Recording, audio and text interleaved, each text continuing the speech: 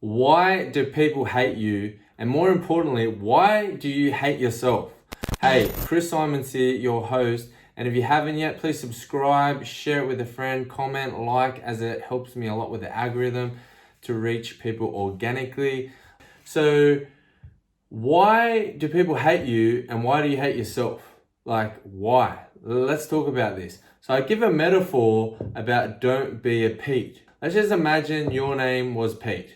Just write a name Pete, okay? And let's just say one of your best friends was moving houses. He or she asked you, hey, do you mind, I'm moving houses next week. Do you think you can help me?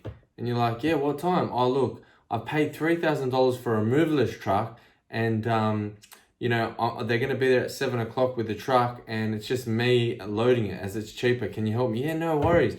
I'll be there at 7, 8 o'clock in the morning. I'll help you. No worries.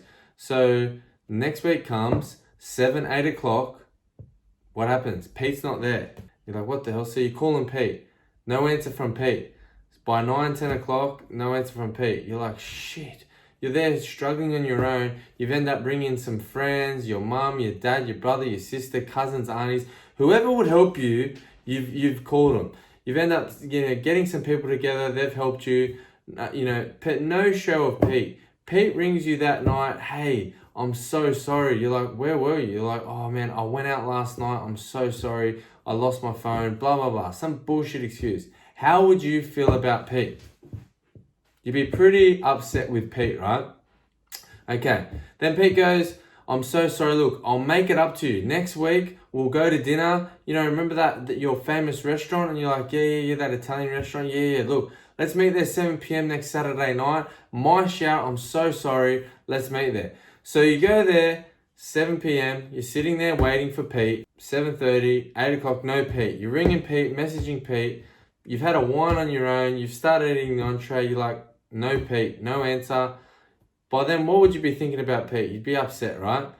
No show from Pete again. 9, 10 o'clock, you end up going home by yourself. No Pete, you're very pissed off. As you can imagine, Pete messages the next day saying, oh, I'm so sorry. My mum needed me. We had to go and help her, take her to the doctors. And you're like, well, why couldn't you tell me? Oh, look, I'm so sorry. You have a feeling it's total bullshit, right? Like Pete's just telling you absolute bullshit, right? How would you feel about Pete?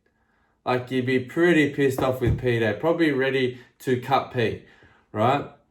But anyway, Pete goes, look, I'm so sorry. Look, I'll make it up to you. Next week, we'll go to the gym, okay? And we'll get breakfast after. My shout again, I'm so sorry. It's just been a crazy couple of weeks, a month or whatever.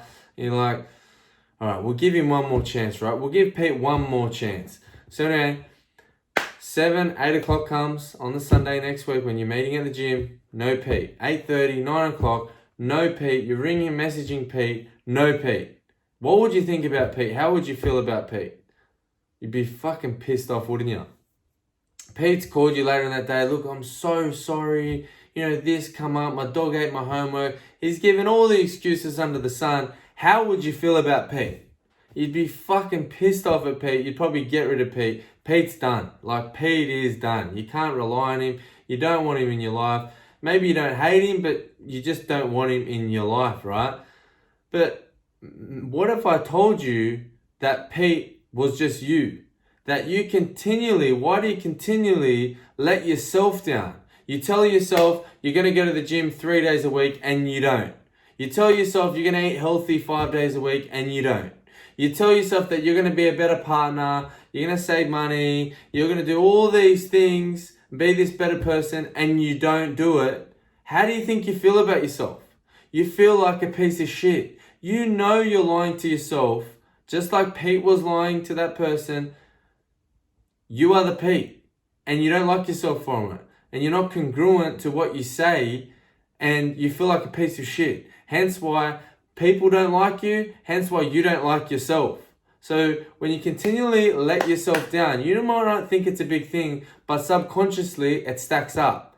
Let yourself down again, let yourself down again, let yourself down again, let yourself down again, and just continually stacks up where you just don't feel good. You're like, oh, I don't feel good about myself. You need to drink all the time, take drugs, go out, shopping, midlife crises, whatever you got to do to feel good, because you know you've let yourself down and you feel like a piece of shit.